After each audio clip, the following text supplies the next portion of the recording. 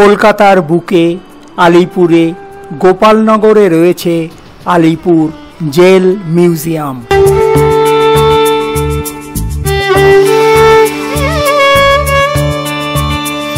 23শে ফেব্রুয়ারি 2025 আমরা ছোটবেলাকার সেই দুই বন্ধু আমি প্রদীপ ও মেরিনা চলে এসেছি এই মিউজিয়াম দেখতে। 30 টাকার টিকিট কেটে প্রবেশ করলাম ভিতরে।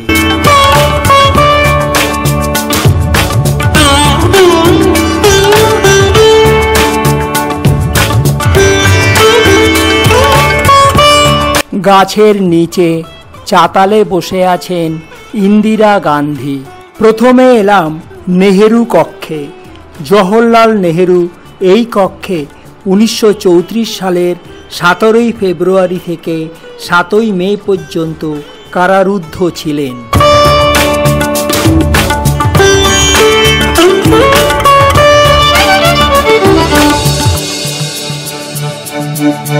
এবার এলাম বিদ্রোহী কবি নজরুলের কাছে।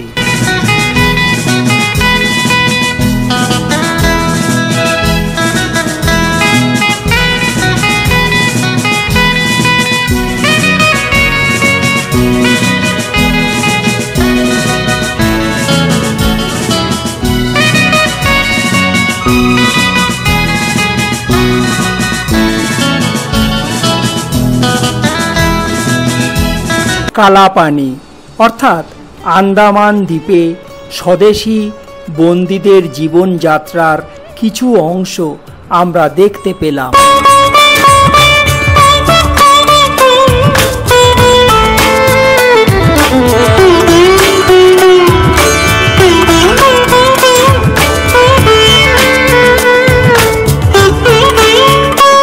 গুটি গুটি পায়ে এবার এলাম ঐতিহাসিক কারাকক্ষে বা হিস্টোরিক প্রিজন ওয়ার্ডে।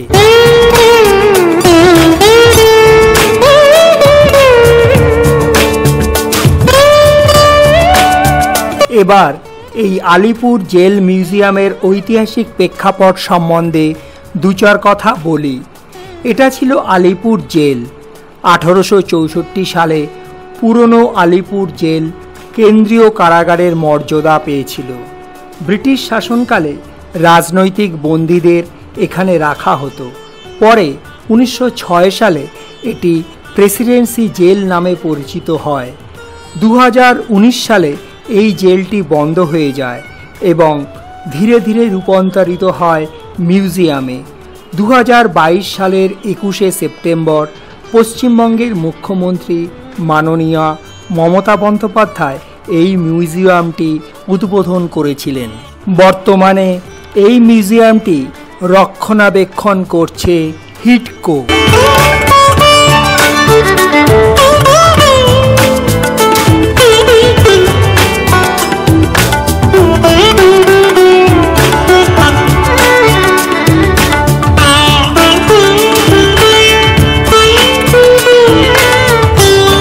নেতাজি সুভাষচন্দ্র বসু 1930 সালের 23শে জানুয়ারি থেকে 23শে সেপ্টেম্বর পর্যন্ত এই আলিপুর জেলেই কারারুদ্ধ ছিলেন।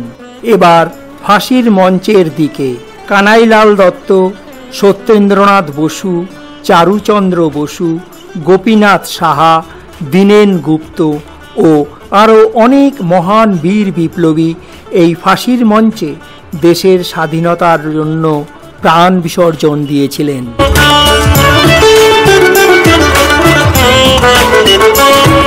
দেশবন্ধু চিত্তরঞ্জন দাস 1922 সালের 14 ফেব্রুয়ারি থেকে 9 আগস্ট পর্যন্ত এই জেলেই ছিলেন।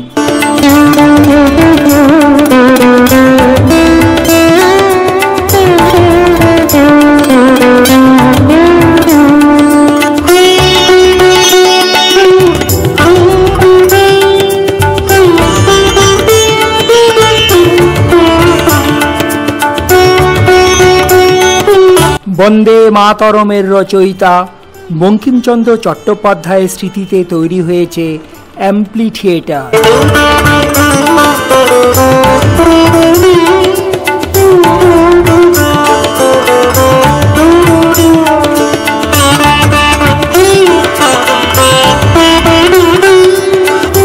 বিপ্লবী দীনেশ গুপ্তের ব্যবহৃত পিস্তলের অনুকরণে তৈরি হয়েছে এই পিস্তল মডেল। এই দোতলা বিল্ডিংটি তখন জেল হাসপাতাল হিসাবে ব্যবহৃত হতো। পশ্চিমবঙ্গের রূপকার প্রাক্তন মুখ্যমন্ত্রী মাননীয় ডাক্তার বিধানচন্দ্র রায় মহাশয় তখন এখানে চিকিৎসা করাতে আসতেন।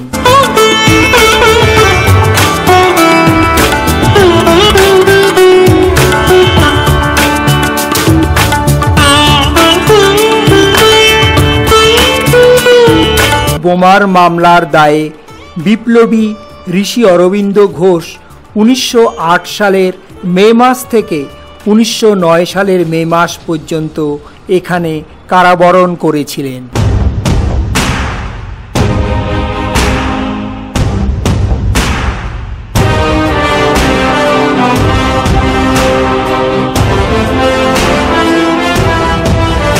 ভারতের স্বাধীনতার জন্য বাংলার বিপ্লবী নারীরাও পিছিয়ে ছিল না।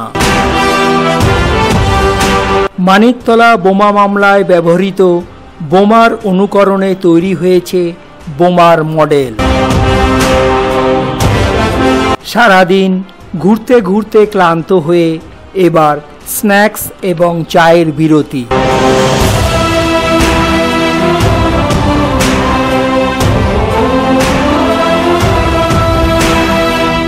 এবার এলাম লাইট অ্যান্ড সাউন্ড শোয়ের মাঠে। টিকিট 100 টাকা। সন্ধে 6টায় শুরু হবে বাংলা ভার্সানের light and sound show.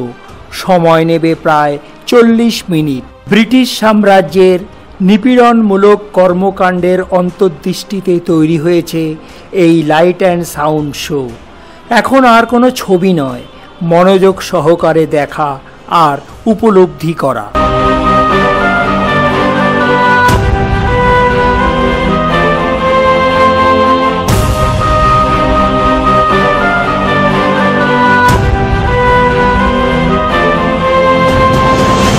Light and sound show শেষ হয়েছে।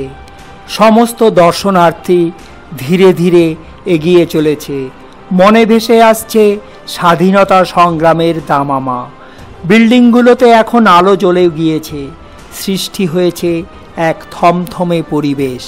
আরও কিছুটা সময় আমরা ভিতরে ছিলাম। একদম শুনশান পরিবেশ।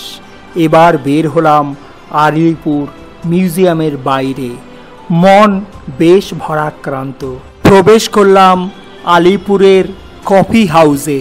ক্যাপসুল লিফটে করে উঠলাম দোতলায়। কফি হাউস থেকে মিউজিয়ামের রাতের পরিবেশটা দেখতে দারুণ লাগে।